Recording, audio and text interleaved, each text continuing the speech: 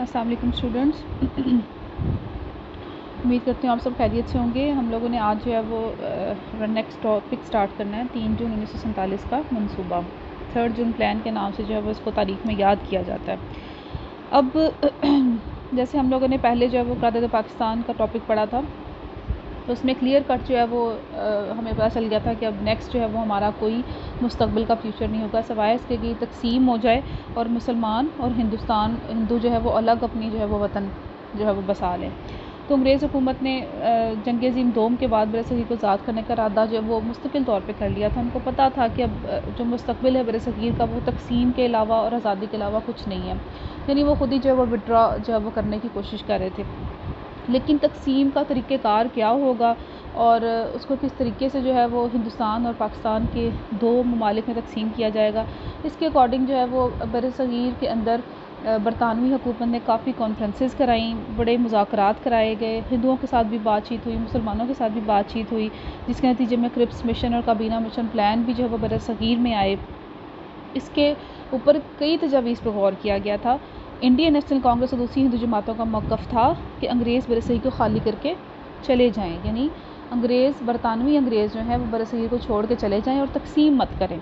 हिंदुस्तान जो है वो हिंदू जो थे वो ये चाहते थे, मुसलमान ये चाहते थे कि वो छोड़ के ज़रूर जाए लेकिन तकसीम करके जाएँ, यानी हिंदुओं और मुसलमानों को तकसीम करके छोड़ के जाएँ।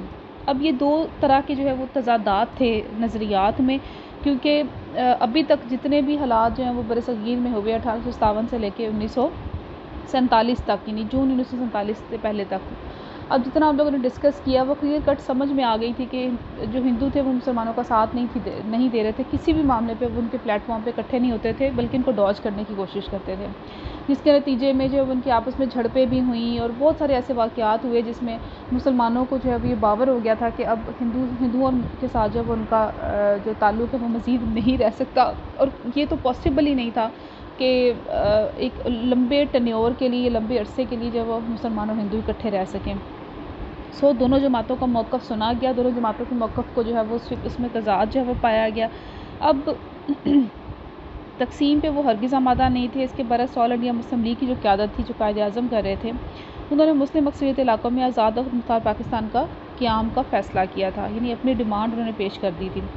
बरतानवी हुकूमत ने आखिरकार अपने इक़्तिदार की बसात लपेटने के लिए हतमी मनसूबाबंदी शुरू कर दी और वो चाहते थे कि 1948 तक जो है ना ये हम लोग इसको तकसीम करके यहाँ से चले जाएंगे।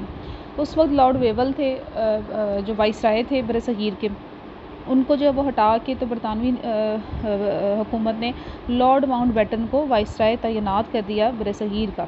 अब बरतानवी वज़ीर-ए-आज़म ने जो है वो कंट्रोल उठाने के लिए डेडलाइन जो है वो जून 1948 की दी थी कि हम अपना इक़्तिदार बरसग़ीर से उठा लेंगे जून 1948 तक। तो इस दौरान जो है वो इतने अरसे में तकसीम का जो तरीक़ेकार है, जो उसका जो लाया अमल है, उसको तरतीब दिया जा सके। लॉर्ड माउंटबेटन जो है वो बरसग़ीर आते हैं, दोनों जमातों से मुलाकातें होती हैं, मुस्लिम लीग से भी और कांग्रेस से भी। इनके रहनुमाओं से मुलाकातें होती हैं, या के बाद दीगरे दोनों से जो वो मुज़ाकरात करने के बाद उन्होंने एक बाकायदा एक हतमी प्लेटफॉर्म दिया था, जिसके अकॉर्डिंग तकसीम के अमल को मुकम्मल किया जाएगा कि किस किस तरीके से जो है वो तकसीम हिंदुस्तान और पाकिस्तान के बीच में बरसग़ीर की जाएगी। अब इनका मुज़ाकरात करने का मतलब या मकसद जो है वो माउंटबेटन का यही था कि वो दोनों के जो है वो मौक़िफ़ को सुन लिया जाए, हिंदुओं के भी और मुसलमानों के भी। लेकिन अंदर से ये चीज़ें जो है वो सामने मुसलमानों के ऊपर बावर हो रही थी कि जो लॉर्ड माउंटबेटन के जो ताल्लुकात थे या लेडी माउंटबेटन के जो ताल्लुकात थे वो ज़ाती तौर पर नेहरू ख़ानदान से बहुत ज़्यादा थे, और बहुत सारे और अजीम लीडर जो कि कांग्रेस का हिस्सा थे उनके साथ जो है वो उनके ख़ानदानी ताल्लुकात थे और उनके पर्सनल रिलेशंस ऐसे थे कि वो एक दूसरे की बात का जो है वो मान रखते थे। अब इन्होंने जब माउंटबेटन की खबर जो है वो कांग्रेस के लीडर्स को के कानों में पड़ी कि वो वाइसराय जो है वो नेक्स्ट होंगे बरसग़ीर के, तो वो बहुत खुश हुए और उन्होंने इनके साथ गठजोड़ कर लिया। बहुत सारे मुज़ाकरात खुफिया तौर पे हुए, कुछ जो है वो एलानिया तौर पे मुज़ाकरात उनके साथ हुए, मुसलमानों की भी बात सुनेगी, उनके साथ भी, उनके लीडर्स के साथ भी मुज़ाकरात माउंटबेटन ने किए। लेकिन जो कुछ तकसीम का अमल सामने आया वो माउंटबेटन की हठधर्मी की वजह से था और उनकी कांग्रेसी रहनुमाओं की तरफ झुकाव की वजह से था कि वो उस तरीक़ेकार में तकसीम के लाए अमल में जो है वो नाइंसाफ़ियाँ की गई। लेकिन बहरहाल 3 जून 1947 का मंसूबा यानी 3 जून प्लान 1947 जो है वो लॉर्ड माउंटबेटन ने पेश कर दिया।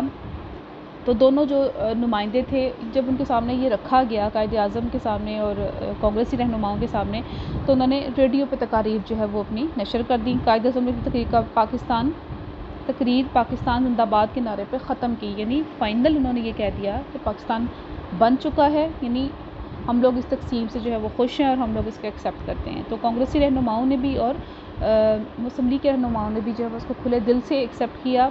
इसके बावजूद कि इसमें बहुत ज़्यादा नाइंसाफ़ियाँ की गई थी और पंडित जवाहरलाल नेहरू जो थे वो ये चाहते थे कि किस तरीके से ऐसा पाकिस्तान जो है वो बनाया जाए, ऐसा पाकिस्तान दिया जाए मुसलमानों को कि वो फौरी तौर पे जो है वो हिंदुस्तान का हिस्सा बनने के लिए मजबूर हो जाएंगे, यानी उनका सर्वाइवल मुश्किल हो जाएगा जब उनको नाइंसाफ़ियों वाला पाकिस्तान मिलेगा। उनको चीज़ें प्रॉपर नहीं दी जाएंगी, उनको रास्ते प्रॉपर नहीं दी जाएंगी, उनको जो ज़मीनों का हिस्सा है वो प्रॉपर नहीं दिया जाएगा। तो ये सब अगर होगा तो फिर बादल न ख्वास्ता मुसलमानों के लीडर और ख़ुद मुसलमान ये चाहेंगे कि वो हिंदुस्तान का हिस्सा बन जाए, यानी इस हिसाब से तक़सीम के अमल को जो है वो बरक़रार लाया गया था।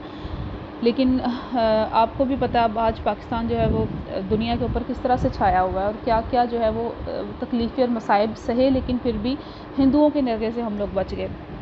अब इसके कुछ निकात हैं जो 3 जून प्लान 1947 के मनसूबा जो आप लोग पढ़ रहे हैं, इसके अकॉर्डिंग लॉर्ड माउंटबेटन ने जो है वो इसके ऊपर डिस्कशन की थी और ये निकात हमारे सामने पेश किए थे। नंबर 1 पे सूबा पंजाब और सूबा बंगाल में तकसीम कैसे होगी।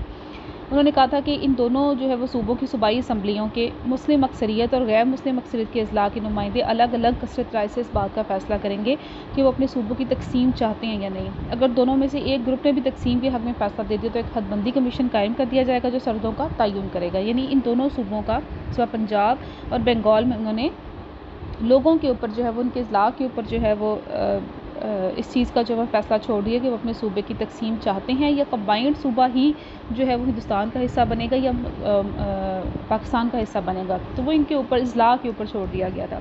शुमाल मगरबी सरहदी सूबा यानी खैबर पख्तूनख्वा जो कि आज के जो है वो दौर में नया नाम है उसका, शुमाल मगरबी सरहदी सूबे के अवाम एक इस्तिस्वाब राय यानी रेफरेंडम में हिस्सा लेंगे और बराह रास्त फ़ैसला करेंगे कि पाकिस्तान में शामिल होना चाहते हैं या हिंदुस्तान में। ठीक है, यानी सूबा खैबर पख्तूनख्वा में जो है उन्होंने रेफरेंडम कराने का जो है फ़ैसला किया। सूबा सिंध की असम्बली के अरकान अपने सूबे के मुस्तकबिल का फ़ैसला करेंगे और तय किया जाएगा कि वो दोनों में से किस मुल्क में इल्हाक़ चाहते हैं। यहाँ पे असम्बली के अरकान फ़ैसला करेंगे। ठीक है, यहाँ पे रेफरेंडम हो रहा है सरहदी सूबे में और सूबा सिंध में जो है वो असम्बली के जो अरकान होंगे, उस वक्त की जो मौजूदा असम्बली थी वो वोटिंग करेगी कि वो पाकिस्तान का हिस्सा बनना चाहते हैं या हिंदुस्तान का बनना चाहते हैं। बलूचिस्तान को भी अभी सूबे का दर्जा नहीं मिला था, यानी प्रॉपर सूबा जो है वो नहीं मिला था, का दर्जा नहीं मिला था अभी तक। इसके अंदर रिफॉर्म्स ही आई थी, इसलिए मनसूबे के मुताबिक कोयटा म्यूनसिपैलिटी और इलाके की शाही जरगे के अरकान की राय तलब की जाएगी। सरकारी अरकान को राय दही में शामिल नहीं किया जाएगा। नेक्स्ट 5 नंबर पे है ज़िला सलहट। असम का ज़िला सलहट मुस्लिम आबादी का ज़िला था। मनसूबे के मुताबिक सलहट में इस्तिस्वाब राय यानी रेफरेंडम जो कि शुमाल मगरबी सरहदी सूबे में भी कराया गया था वही कराया जाएगा। इस्तिस्वाब राय सूबा बंगाल के 2 हिस्सों में तकसीम के बाद होगा। अगर अवाम की अक्सरियत ने मशरक़ी बंगाल में शामिल होने का फ़ैसला किया तो वो पाकिस्तान का हिस्सा बन जाएंगी। ठीक हो गया। उसके बाद कुछ सूबे और थे जिसमें सलहट के अलावा बाकी पूरा आसाम जो वो भारत का हिस्सा बनेगा। यानी ये तो क्लियर कट जो है वो हिंदू अक्सरियती इलाके थे जो कि हिंदुस्तान का हिस्सा, जो कि भारत का हिस्सा बन गए। इस तरह बिहार, उड़ीसा, यूपी, सीपी, बॉम्बे और मद्रास भारत में शामिल कर दिए जाएंगे। ये कुछ सूबे थे जो कि हिंदू अक्सरियत के इलाके थे।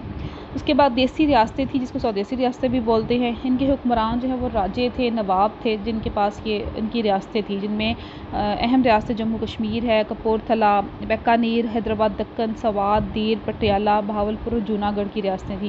रियासतों को इख्तियार दिया गया कि वो अपने मुस्तक़बिल का फ़ैसला खुद करें और दोनों में से जिस मुल्क के साथ चाहे जो है वो इल्हाक़ कर लें। ठीक है, अब ये चंद एक पॉइंट यानी 7 पॉइंट्स हमने आज डिस्कस किए हैं कि इसके अकॉर्डिंग जो है वो माउंटबेटन ने कहा था इस फार्मूले के अकॉर्डिंग जो है वो तकसीम का तरीक़ेकार अमल में लाया जाएगा कि कौन से इलाके पाकिस्तान में शामिल होंगे और कौन से हिंदुस्तान में शामिल होंगे।